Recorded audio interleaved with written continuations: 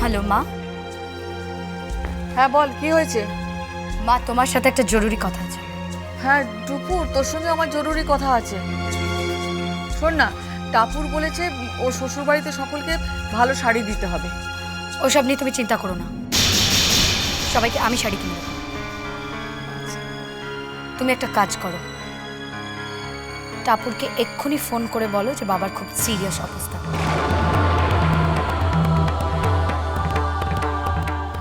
কি বলছিস? হ্যাঁ, এক্ষুনি ফোন করে ওকে বাড়ি যেতে বলো। ঠিক আছে বলছি, কিন্তু কেন বলবো সেটা তো বললি না। এত প্রশ্ন করো কেন তুমি? যা বলছি সেটা করো।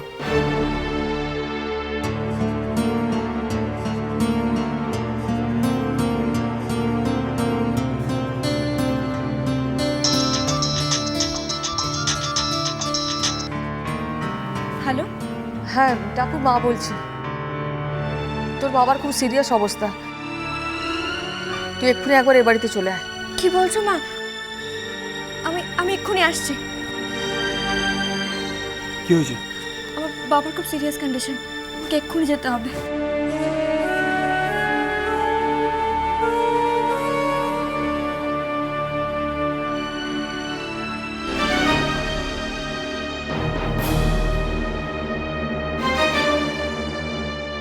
টুকুরটা সত্যি একটা শয়তান মেয়ে।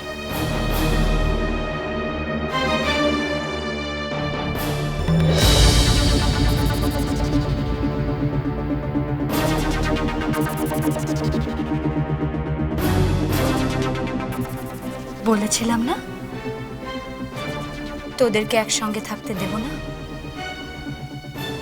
কিছুতেই না।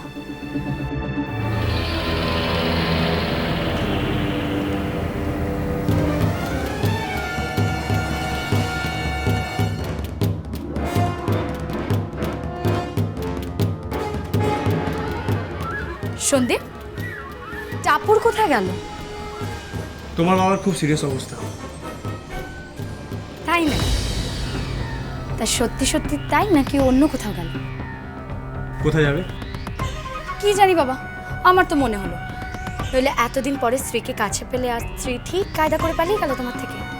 কি বলতে চাইছো? কিছুই।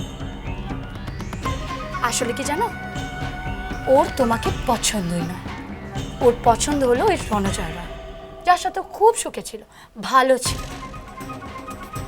কিসব বলছো? তুমি বুঝতে পারছো না? এতক্ষণ ধরে টাপুর এই ঘরে ছিল, ঠিকঠাক ভাবে ছিল, যেই তুমি ওকে কাছে টানলে অমনিও পালিয়ে গেল। কেন? কেন? আসলে ও তোমাকে পছন্দই করে, সহ্য করে। বিয়েটা করেছে শুধুমাত্র এই প্রপার্টির জন্য। আমি বিশ্বাস করি না। সন্দীপ, বিশ্বাস করা বা না করা ইটস আপ টু ইউ। আমার মনে হলো তাই আমি বললাম। জানো, ওর ফার্স্ট লাভ কিন্তু রণজয় রায়।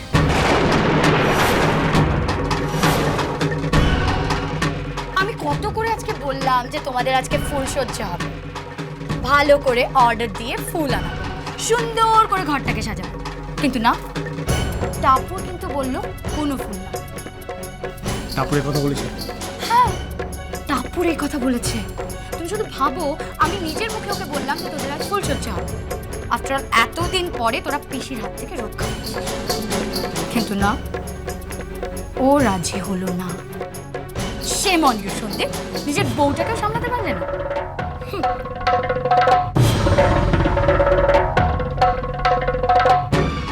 জানো জানো, ওর ফার্স্ট লাভ কিন্তু রণজয়, ফার্স্ট লাভ কিন্তু Ranajay. Shame on you Sandeep, নিজের বউটাকেও সামলাতে পারলে না।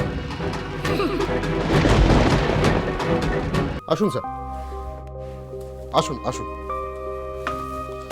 বলুন স্যার, কি নেবেন? চা, কফি না কোল্ড ড্রিঙ্কস? No thanks. বসুন না। আপনিও স্যার, আমার একটা ফোন করে দিতে পারতেন, আমি নিজে আপনার অফিসে গিয়ে অর্ডারগুলো নিয়ে নিতাম। না মিস্টার দেবরাজ, আমি আমি জাস্ট একটু দেখতে এসেছি। কি?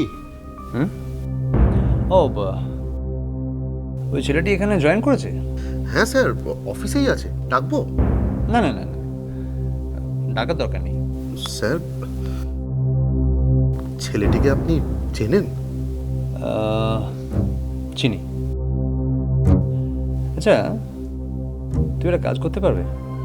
বলুন স্যার। ওই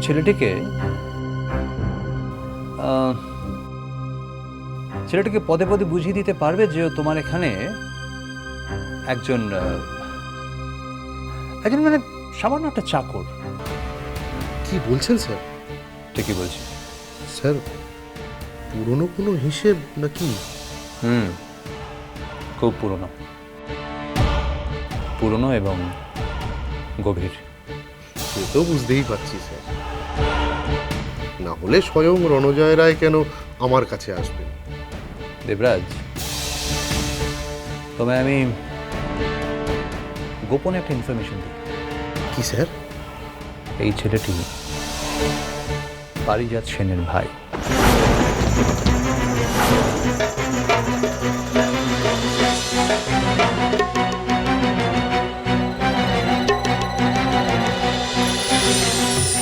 কি বলছেন স্যার? আমি যতদূর জানি বিজনেস ওয়ার্ল্ডে পারিজাত সেন তোমার সবচেয়ে বড় শত্রু। Right sir. আর তার ভাই তোমার এখানে চাকরি করে। স্যার, আমি ঠিক বুঝতে পারছি না, আপনি কি চাইছেন? বুঝবে ঠিক বুঝতে পারবে।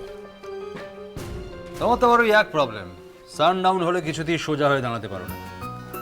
পেটে দুপাত্র চাই। আজ বোধহয় এখনো পড়েনি। না স্যার। ওই জন্যে পেটে দুপাত্রের পরেও ঠিক বুঝতে পেরে যাবে। আমি আসছি। স্যার, আমিও একটা খবর জানি। কি খবর? শুনেছি ওই বাড়িতে নাকি আপনার ফিয়ান্সি বউ হয়ে ঢুকেছে।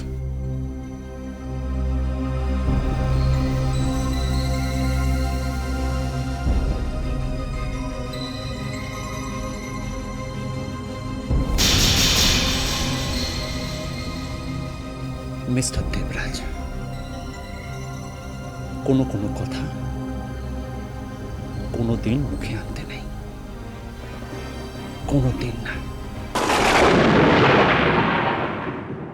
কিচ্ছু যায়নি।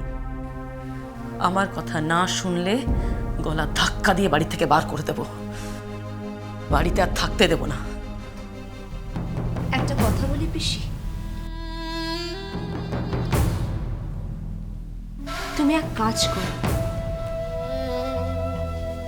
ওই ছেলেকে আর ছেলের বউকে বাড়ি থেকে বের করে দাও। আই টাপুর টুপুর হয়ে রই